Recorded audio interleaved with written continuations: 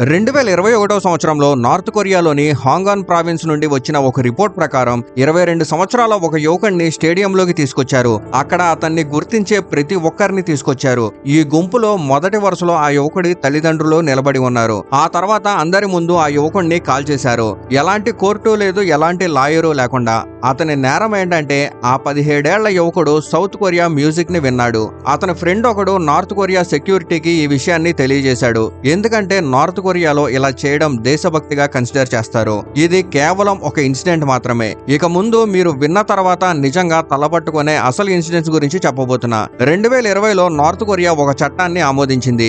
దీని పేరు reactionary thought and cultural elimination act. ఈ చట్టం ప్రకారం సౌత్ కొరియా కంటెంట్ ను వినియోగించడం, కేపాప్ మ్యూజిక్ ని వినడం లేదా వాళ్ళ డ్రామాల్ని చూడడం నేరంగా చూస్తారు. దీనికి శిక్ష 15 సంవత్సరాలు జైలు శిక్ష లేదా పబ్లిక్ ఎగ్జిక్యూషన్. అయితే నార్త్ కొరియా జర్నలిజం పూర్తిగా ప్రభుత్వం కంట్రోల్లో ఉంటుంది. కాబట్టి అక్కడ జరిగే చాలా ఇన్సిడెంట్స్ ప్రపంచం ముందుకు రావు. ఇలాంటి కారణాల వల్ల నార్త్ కొరియాను ఈ ప్రపంచంలో ఒక ఓపెన్ జైలుగా పిలుస్తారు. మీరు ఎంతటి తెలివైన వారైనా, ఎంత టాలెంటెడ్ అయినా అక్కడ మీరు ఒక మంచి జీవితాన్ని గడపలేరు, లేదా కనీసం కూలీ జీవితం గడపాల్సి వస్తుంది. ఇది మీ వంశంలో ఎవరైనా గతంలో నేరం చేశారా, నార్త్ కొరియా నుండి తప్పించుకోవడానికి ప్రయత్నం చేశారా అనే దానిపైన ఆధారపడి ఉంటుంది. మీ రికార్డ్స్ లో ఇలాంటి బంధువు ఉన్నట్లు కనుక్కుంటే మీకు 20 నుండి 30 సంవత్సరాల పాటు కూలి పని శిక్ష విధిస్తారు. ఇంకా నార్త్ కొరియా ఇమేజ్ ను స్వచ్ఛంగా చూపించడానికి సోషల్ మీడియాలో రకరకాల క్యాంపెయిన్స్ నడుస్తాయి. వీటిలో నార్త్ కొరియాలో నివసించే ప్రజలు ఎంత సంతోషంగా ఉన్నారు, ఆ నగరం ఎంత అట్రాక్టివ్ గా ఉందని చూపిస్తారు. కానీ ఈ అట్రాక్షన్ వెనక ఒక భయంకరమైన నిజం దాగి ఉంది. ఈ నిజాన్ని తెలుసుకుంటే భారతదేశంలో జీవించడం పట్ల మీకు గర్వం కలుగుతుంది. అయితే నార్త్ కొరియాలో ఏం జరుగుతుంది, దాన్ని ఒక ఓపెన్ జైలుగా ఎందుకు పిలుస్తారు, అక్కడి నుండి తప్పించుకోవడం ఎందుకు అసాధ్యం? నార్త్ కొరియాను ఈ ప్రపంచంలో ఓపెన్ జైలు అని పిలుస్తారు. ఎందుకంటే అక్కడ నివసించే ప్రజలు స్వేచ్ఛగా ఉన్నప్పటికీ బానిసల జీవితం గడుపుతారు. చాలా మంది అక్కడి నుండి తప్పించుకోవడానికి ప్రయత్నిస్తారు, కానీ వాళ్ళు పట్టుబడతారు లేదా బాధాకరమైన మరణాన్ని ఎదుర్కొంటారు. అందుకే నార్త్ కొరియా నుండి తప్పించుకోవడం దాదాపు అసాధ్యమని చెప్తారు. దీని వెనక మెయిన్ కారణం దాని జియోగ్రఫికల్ లొకేషన్. వెస్ట్ లో ఎల్లో సీ, ఈస్ట్ నా జపాన్ సముద్రం ఉన్నాయి. ఈ రెండు చోట్ల నార్త్ కొరియా నేవీ గట్టిగా కాపలా కాస్తుంది.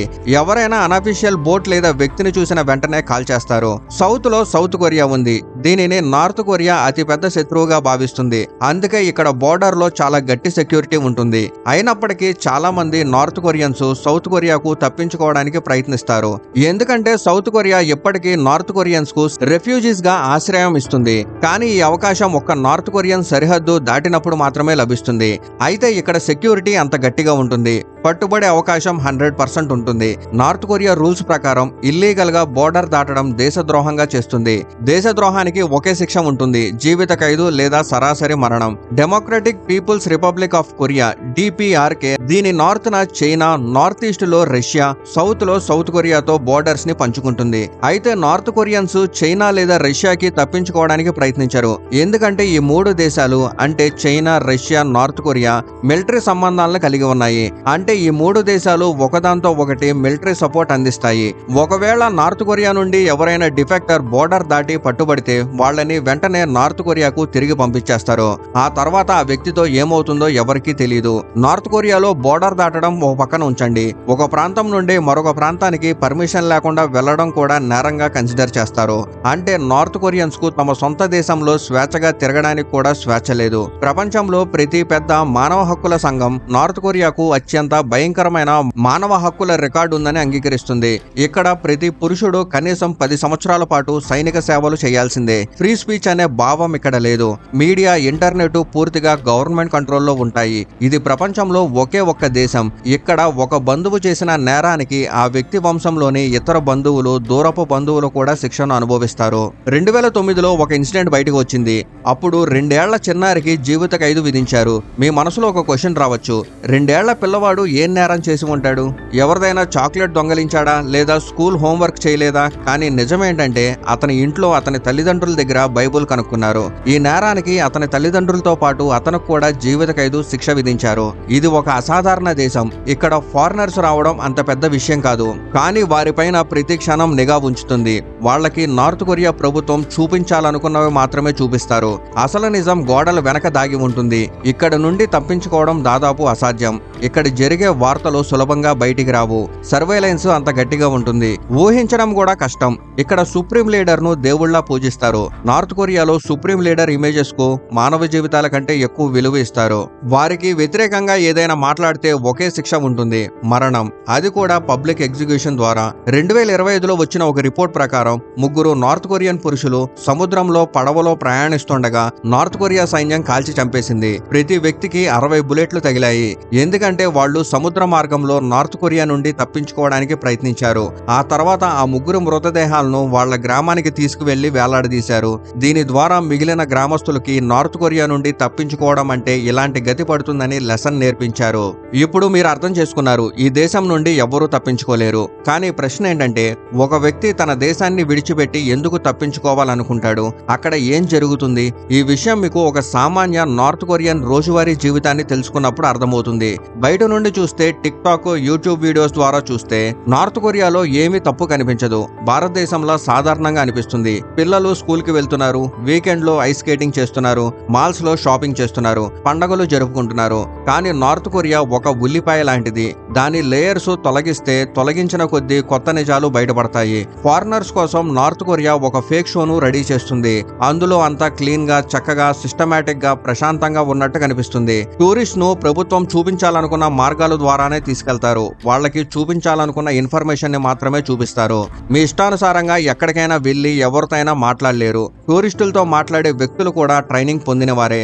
వాళ్ళకి టూరిస్టులతో ఏం మాట్లాడాలి, ఏం చెప్పాలి, ఏం దాచిపెట్టాలి అని ట్రైనింగ్ ఇస్తారు. మీ మనసులో ఒక క్వశ్చన్ రావచ్చు, ఇందులో సామాన్య ప్రజలకు నష్టం ఏమిటి? ఒక దేశం తన ఇమేజ్ ను ఫారెన్ టూరిస్టుల ముందు బాగా చూపించడం అన్ని దేశాలు చేసేదే కదా. కనీసం ఇక్కడ ప్రజలకు ఫైనాన్షియల్ స్టెబిలిటీ ఉంది, డబ్బు ఉంది, మంచి జీవితం గడుపుతున్నారు కదా అని అనుకుంటే అది మీ పెద్ద తప్పుడు ఊహ అవుతుంది. 2024లో వచ్చిన ఒక రిపోర్ట్ ప్రకారం నార్త్ కొరియాలో ప్రభుత్వం నడిపే షాప్స్ నుండి మొక్కజొన్న, బియ్యం వంటివి కొనుగోలు చేయడానికి ప్రజల స్టేజ్ ని స్టడీ చేశారు. ఈ రిపోర్ట్ లో సామాన్య ఉద్యోగులకు నెలకు 1500 నుండి 2500 వాన్ జీతం వస్తుంది. జూనియర్ ఆఫీసర్స్ కు 4000 వాన్, మేనేజర్స్, డిప్యూటీ మేనేజర్స్ కి 6000 నుండి 8000 వాన్స్, లోకల్ ప్రభుత్వం పీపుల్స్ కమిటీ సీనియర్ ఆఫీసర్స్ కి 8000 వాన్ జీతం వస్తుంది.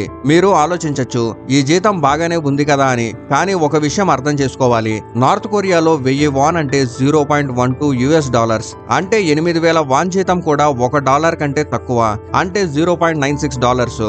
1 కిలో బియ్యం కొనడానికి 6000 వాన్ ఖర్చు అవుతుంది. అంటే 8000 వాన్ జీతం తీసుకునే వ్యక్తి 1 కిలో బియ్యం కొన్నాక అతని జీతం దాదాపు అయిపోతుంది. ఈ రిపోర్ట్ లో ఒక విషయం క్లియర్ అయింది, నార్త్ కొరియాలో ప్రజలు ప్రభుత్వం ఇచ్చే జీతం పైన ఆధారపడలేరు. ఎందుకంటే వాళ్ళ జీతంలో ఎక్కువ భాగం మిలిటరీ సపోర్టు, ప్రభుత్వ క్యాంపెయిన్స్ పేరిట కోత పెడతారు. ఇక్కడ పని చేసినందుకు ఆకలి, బానిసత్వం మాత్రమే లభిస్తాయి. గొంతు ఎత్తితే మరణం అయితే తప్పదు. ఇప్పుడు మీ మనసులో ఒక క్వశ్చన్ రావచ్చు, సరే డబ్బు అంత కాదు కదా, అక్కడ ఎడ్యుకేషన్ ఫ్రీ, ప్రభుత్వం అందరి పిల్లల్ని చదువు ఫ్రీగా అందిస్తుంది, లైఫ్ స్టైల్ కూడా బాగుంది కదా అని. నార్త్ కొరియాలో లిటరసీ రేటు 98%. అందరూ చదవడం, రాయడం నేర్చుకుంటారు. కానీ ఒక పెద్ద ప్రశ్న ఏంటంటే, ప్రతి పుస్తకంలో ఒకే ముఖం ఉంటుంది, ప్రతి కథకు ఒకే హీరో ఉంటాడు, అది సుప్రీం లీడర్ లేదా వాళ్ళ పూర్వీకులు. ఇక్కడ ఎడ్యుకేషన్ తప్పనిసరి, ఎందుకంటే ఇది ఎడ్యుకేషన్ కాదు, బ్రెయిన్ వాషింగ్. టీవీ ప్రోగ్రామ్స్ నుండి పుస్తకాల వరకు ప్రతి చోట సుప్రీం లీడర్ కిమ్ కుటుంబాన్ని దేవుళ్లా చిత్రీకరిస్తారు. ఈ విషయాల వెనక ఒక పెద్ద సిస్టమ్ పనిచేస్తుంది. దాని పేరు సాంగ్బాన్ సిస్టమ్. నార్త్ కొరియాలో స్టడీ అనేది స్టడీలా కాకుండా ఒక ఫిల్టర్ లా పనిచేస్తుంది. అయితే నార్త్ కొరియాలో మంచి జీవితం గడపడానికి విద్య, ప్రతిభ సరిపోవు. మీ సాంగ్బాన్ క్రెడిట్ లేదా సోషల్ ర్యాంకింగ్ సిస్టమ్ మీ జీవితాన్ని నిర్ణయిస్తుంది. ఈ సిస్టమ్ మీరు హయ్యర్ ఎడ్యుకేషన్ కోసం కాలేజీ లేదా యూనివర్సిటీలో చేరతాయా లేక జీవితాంతం కూలి పని చేస్తారా అని నిర్ణయిస్తుంది. మీకు కంప్యూటర్ కోడింగ్ బాగా వచ్చినా, మీరు ఎంత తెలివైన వారైనా, మీ సాంగ్బాన్ క్రెడిట్ తక్కువగా ఉంటే ప్రభుత్వం మీకు హయ్యర్ ఎడ్యుకేషన్ కి అనుమతించదు, మిమ్మల్ని కూలీగా మాత్రమే ఉంచుతుంది. మంచి పనితనం ఉన్న పిల్లలు లేదా ఎలైట్ కుటుంబాల నుండి వచ్చిన వారిని నేషనల్ డిఫెన్స్ యూనివర్సిటీ వంటి ఏజెన్సీస్ కు పంపిస్తారు. అక్కడ హైపర్సోనిక్ మిసైల్స్ టెక్నాలజీ వంటివి నేర్పిస్తారు. మిగిలిన యువతి యువకులు 17 ఏళ్ల వయసులో 10 సంవత్సరాల సైనిక సేవ అందించాల్సి ఉంటుంది. ఇక్కడ అమ్మాయిలను కూడా సైన్యంలోకి తీసుకుంటారు. కానీ మీ బంధువుల్లో ఎవరైనా నేరం చేసి ఉంటే, నార్త్ కొరియా నుండి తప్పించుకోవడానికి ప్రయత్నించి ఉంటే, లేదా సుప్రీం లీడర్ ను అవమానించి ఉంటే మీ సాంగ్బాన్ క్రెడిట్ తగ్గిపోతుంది. అప్పుడు మీరు ఎంత తెలివైన వారైనా మీకు జీవితాంతం కూలి పని చేయడం అనే శిక్ష విధిస్తారు. మీకు సిస్టమ్ లో ఎలాంటి ప్లేస్ ఇవ్వరు, ఉద్యోగం ఇవ్వరు. 2 పూటల ఫుడ్ సంపాదించడానికి మీరు కూలి పని చేయాల్సి వస్తుంది. అయితే ఒక ఇన్సిడెంట్ అయితే ఉంది. ఒక మహిళ ఇంట్లో మంటలు చెలరేగాయి. నార్త్ కొరియాలో ప్రతి ఇంట్లో సుప్రీం లీడర్ ఇమేజ్ ఉండడం తప్పనిసరి. మంటలు చెలరేగినప్పుడు ఆ మహిళ తనను తాను తన పిల్లలను కాపాడుకోవడానికి ఇంటి నుండి బయటకు పరిగెత్తింది. కానీ ఈ హడావిడిలో ఆమె సుప్రీం లీడర్ ఇమేజ్ ను మంటల నుండి కాపాడడం మర్చిపోయింది. ఆ తర్వాత నార్త్ కొరియా మీడియా ఆ మహిళను బాగా అవమానించింది. ఈ ఇన్సిడెంట్ తర్వాత ఆమె సమాజంలో జీవించడం కష్టమైంది. కానీ ఆమె పొరుగువాడిని మీడియా హీరోగా చిత్రీకరించింది. ఎందుకంటే అతను మంటల్లోకి దూకి సుప్రీం లీడర్ ఇమేజ్ ను కాపాడాడు. ఊహించండి, ఎంత గొప్ప పని చేశాడు. అంటే మీ ఇంట్లో మంటలు చెలరేగితే మిమ్మల్ని మీరు కాపాడుకోవద్దు, సుప్రీం లీడర్ ఇమేజ్ ను కాపాడండి. అప్పుడు నార్త్ కొరియాలో మీకు గౌరవం లభిస్తుంది, అది కూడా మీరు బతికి ఉంటే. రీసెంట్ గా ఒక రిపోర్ట్ ప్రకారం రియాంగాంగ్ ప్రాంతంలో 16 ఏళ్ల విద్యార్థులు స్కూల్లో సౌత్ కొరియా అమెరికన్ డ్రామాస్ ను చూసినందుకు పబ్లిక్ గా కాల్ చేశారు. కిమ్ జాన్ ఉన్ ను అడ్మినిస్ట్రేషన్ నార్త్ కొరియాలో అంత కఠినంగా ఉంటుంది. అతని ఇష్టానికి వ్యతిరేకంగా ఒక ఆకు కూడా కదలదని అనిపిస్తుంది. ఇవన్నీ జస్ట్ కొన్ని ఇన్సిడెంట్స్ మాత్రమే. ఇలాంటివి ఇంటర్నెట్ లో మీరు వెతికితే చాలా ఇన్సిడెంట్స్ ఉంటాయి. ఈ వీడియో పైన మీ ఒపీనియన్ ఏంటో కామెంట్లో చెప్పండి.